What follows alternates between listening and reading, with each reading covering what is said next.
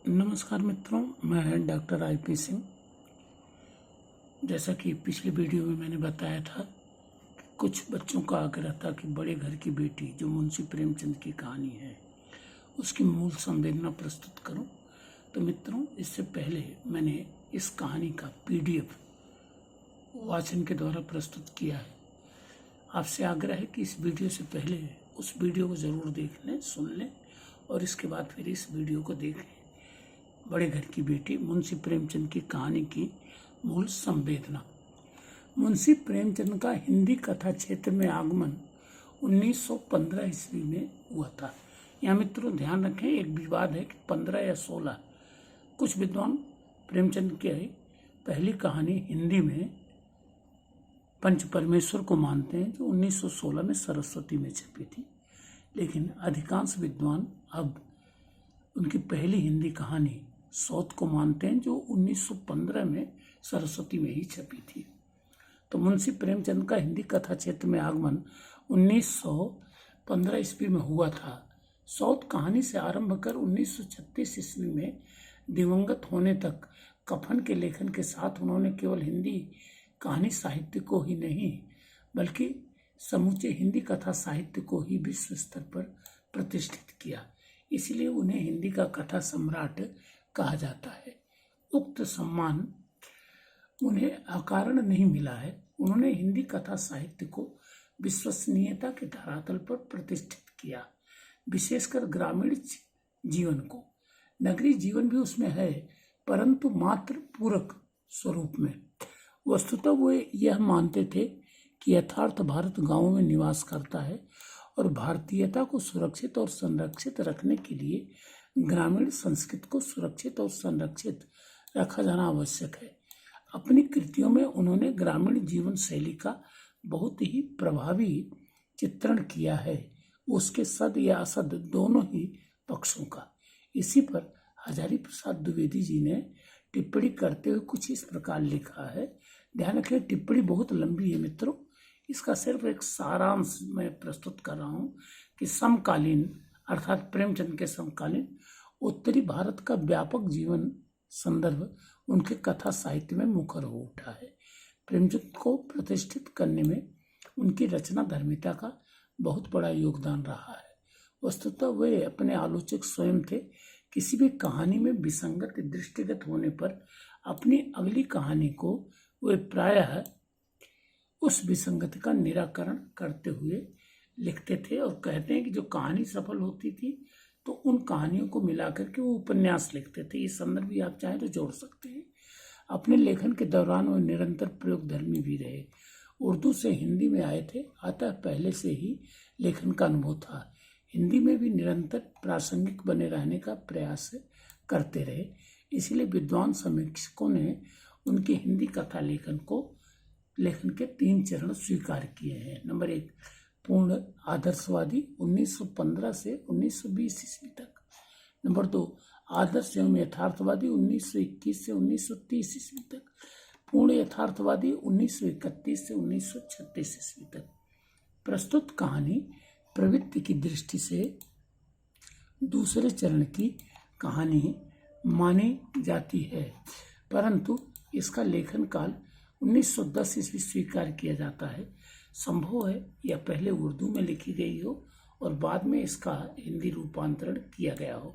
मूल संवेदना की दृष्टि से इस मर्मस्पर्शी कहानी के कुछ प्रमुख बिंदु इस प्रकार देखे जा सकते हैं। नंबर 1, परंपरागत जीवन शैली। यह कहानी पूर्णतया ग्रामीण जीवन दर्शन पर आधारित 2 ऐसे जमींदार परिवारों से संबद्ध है, आज़ादी के बाद जिनकी आर्थिक दशा लड़खड़ाती चली गई है। अपनी अन्य रचनाओं की तरह प्रेमचंद ने इस विसंगत के लिए यहाँ किसी कारण विशेष की चर्चा नहीं की है, परंतु यहाँ बदलती परिस्थितियों के साथ इन परिवारों के क्रिया व्यापार को बदलते हुए अवश्य दिखाया है। बेनी माधव सिंह और भूप सिंह दोनों के आचरण परिस्थिति के अनुसार बदल गए हैं। मुख्य पात्र आनंदी और श्रीकंठ ने भी अपने क्रिया व्यापार को समायोजित कर लिया है। हाँ, लाल बिहारी की ऐंठ थोड़ी शेष बची थी, वह भी अंत तक विगलित हो गई है। पर सत्य यही है कि आज़ादी मिलने के बाद ये जमींदार लोग यदि स्वयं को संभाल लेते तो शायद उनको उस दुर्दशा का शिकार न होना पड़ता जिसका शिकार वे बन बैठे। नंबर 2, नारी चरित्र का व्यापक निर्देशन। कहानी के शीर्षक से यह स्पष्ट होता है कि यह नारी चरित्र प्रधान कहानी है।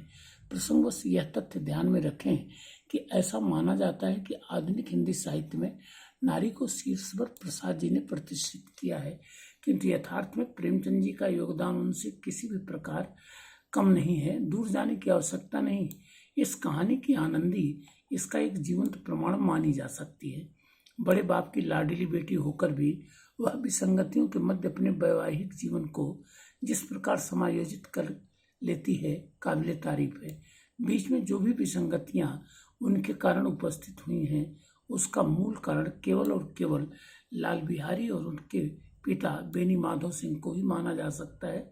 वस्तुतः लाल बिहारी ने उसके साथ अक्षम्य अपराध किया था, किंतु उसके द्वारा अपनी भूल को स्वीकार कर लेते ही वह पूरे परिवार को बिखरने से बचा लेती है। यही तो भारतीय नारी का वह सबसे बड़ा गुण है जिसके कारण उसे श्रद्धा स्वरूपा माना गया है। नंबर 3, ग्रामीण परिवेश का यथार्थ।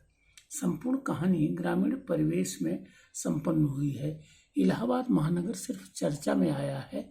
हजारी प्रसाद जी ने प्रेमचंद जी पर जो टिप्पणी की है कि उनका समूचा साहित्य उत्तर भारत के जीवन संदर्भों का प्रस्तोता है, उसका अक्षरशः निदर्शन यहाँ देखा जा सकता है। लड़खड़ाती आर्थिक अवस्था, पारस्परिक संबंध, दूसरों की विसंगतियों में रुचि और उससे मनोरंजन, आत्मस्वाभिमान को बनाए रखने की चेष्टा का जो निदर्शन यहाँ हुआ है, वे ग्रामीण जीवन के स्वाभाविक और पूर्णतया यथार्थवादी अंश हैं। नंबर 4, भावावेग का यथार्थ। वस्तुतः भावा एक मानवीय गुण भी है और दुर्गुण भी। यह सत्य है कि भावावेग अपने उत्कर्ष के दौरान मनुष्य की सोचने विचारने की सामर्थ्य को निष्प्रभावी बना देती है, और यदि उस पर अंकुश न लगाया जाए तो वह अप्रत्याशित परिणाम प्रस्तुत कर जाता है। इस कहानी के सभी 5 प्रमुख पात्र इस विसंगति से सम्मुखीन हुए हैं, परंतु अंत में सभी समय रहते सचेत होकर बिगड़ती परिस्थितियों को संभालने में सफल हो गए हैं। इसमें आनंदी और लाल बिहारी के आचरण विशेष प्रभावित करते हैं। उसमें भी आनंदी के सर्वाधिक उल्लेखनीय है कि प्रेमचंद संयुक्त परिवार के भी प्रबल पक्षधर थे। आपत धर्म का निदर्शन, ये 5वीं विशेषता। परिस्थितियों के मद्देनजर इंसान के 2 धर्म निर्धारित किए गए हैं, मानव धर्म और आपद धर्म। देश काल के अनुसार मानव मूल्यों को ध्यान में रखकर किया गया आचरण मानव धर्म के अंतर्गत आता है, जबकि विषम परिस्थितियों में परंपरा, व्यवस्था, प्रचलन आदि को नकार कर किया गया स्वार्थहीन आचरण आपद धर्म। इस कहानी में कई बार इन संदर्भों की प्रतिष्ठा हुई है। भूप सिंह द्वारा आनंदी के विवाह के समय, बेनी माधव सिंह द्वारा श्रीकंठ की जिद पर गांव वालों के सामने अपनी इज्जत बचाने के समय, और अंत में आनंदी द्वारा लाल बिहारी को माफी देने के समय। ये सभी संदर्भ सर्वथा संगति कहे जाएंगे, अन्यथा जो परिस्थितियों की मांग के अनुसार ऐसा नहीं कर पाता वो बर्बाद होता है और समाज उसे मूर्ख कहता है। नंबर 6, रचना धर्मी सोच। आजादी के बाद बहुत से जमींदार या नंबरदार परिवार अपने तथाकथित अभिमान के चलते बर्बाद हो गए, क्योंकि उन्होंने परिस्थितियों की नजाकत को नहीं समझा। यहाँ लाल बिहारी का चरित्र इसी वर्ग का माना जाएगा। उल्लेखनीय है कि जब समाज में जमींदारों के प्रति दुर्भावनाएं स्थापित थीं, तब प्रेमचंद ने घोषणा की थी कि ये वर्ग घृणा नहीं, सहानुभूति का पात्र है, क्योंकि जिस दिन ये प्रथा बंद होगी, ये जमींदार और नंबरदार सड़क पर खड़े दिखाई देंगे। उनके गोदान उपन्यास में इस तथ्य की खुली घोषणा सी की गई है। यहाँ उसी यथार्थ का सांकेतिक चित्रण मिलता है, शायद आगत का पूर्वाभास। इसीलिए उन्हें युग दृष्टा और युग सृष्टा रचनाकार भी कहते हैं। नंबर 7, हिंदी भाषा का स्थापित होता साहित्यिक स्वरूप। 1905 ईस्वी में हिंदी भाषा को स्वदेशी भाषा के रूप में स्वीकार किया गया। ये मित्र ध्यान रखना, स्वदेशी आंदोलन जब बंग भंग के परिणाम स्वरूप आया था, उसमें ऐसा हुआ था। हिंदी इस दिशा में 2 विचारों को लेकर गतिशील हुई। एक, हिंदी केवल तत्सम शब्द प्रधान भाषा हो। दूसरा, हिंदी सभी प्रचलित देशी देशज विदेशी शब्दों को भी स्वीकार करे। प्रसाद पहली मान्यता के समर्थक थे, प्रेमचंद दूसरी मान्यता के, लेकिन इस कहानी में वे भाषा के धरातल पर उहापोह की स्थिति में दृष्टिगत होते हैं, परंतु भाषा के कारण कहीं भी कहानी की मूल संवेदना की प्रभाव उत्पादकता बाधित नहीं हुई है। यहाँ प्रेमचंद ने स्थान स्थान पर व्यंग का बहुत ही प्रभावी उपयोग किया है। कहते हैं, इस दरवाजे पर हाथी झूमता था, अब उसकी जगह एक बूढ़ी भैंस थी जिसके शरीर में अस्थिपंजर के सिवा और कुछ शेष न रहा था। इस प्रकार किस्सा गोई शैली की यह कहानी हिंदी के आगत कथा सम्राट की सृजन धर्मिता का पूर्वाभास कराने वाली कहानी मानी जा सकती है। कथा वस्तु सामाजिक आर्थिक होने के साथ मनोवैज्ञानिक भी है। पूर्व दीप्त पद्धति में आरंभ होकर भी इसका विस्तार ऋजरेखी पद्धति में माना जाएगा। इसके सभी 5 पात्र प्रभावित करते हैं, किंतु इनमें आनंदी सर्वश्रेष्ठ है। सभी पात्र स्वाभाविक एवं विश्वसनीय है। संवाद परिवेश एवं पात्र के अनुरूप है और अंत में मर्मस्पर्शी भी बन गए हैं। भाषा स्थापित हो रही साहित्यिक हिंदी का आरंभिक स्वरूप मानी जा सकती है। शैली में चारों शैलियों विवरण, वर्णन, भाव और विचार का प्रभावी उपयोग हुआ है। देश काल की दृष्टि से इसे आजादी की दहलीज की परिस्थितियां दर्शाने वाली कहानी कह सकते हैं, जो आरंभ में सामान्य, फिर गंभीर और अंत में मर्मस्पर्शी बन गई है। इसका मूल उद्देश्य संस्कारों के धरातल पर मानवीय आचरण के विभिन्न तेवरों का निदर्शन करना है। तभी तो इसका अंत इन शब्दों के साथ होता है, बड़े घर की बेटियां ऐसी होती हैं, बिगड़ता हुआ काम बना लेती हैं। अर्थात इंसान अपनी सोच, संस्कार और कर्म से बड़ा होता है, अन्य किसी संदर्भों से नहीं। ये लिख सकते हैं आप। इस प्रकार संवेदना और शिल्प के धरातल पर इसे हिंदी के कथा सम्राट की एक विशिष्ट रचना माना जा सकता है और माना भी गया है। अगर ऐसा ना होता तो आपके कोर्स भी सम्मिलित नहीं होती।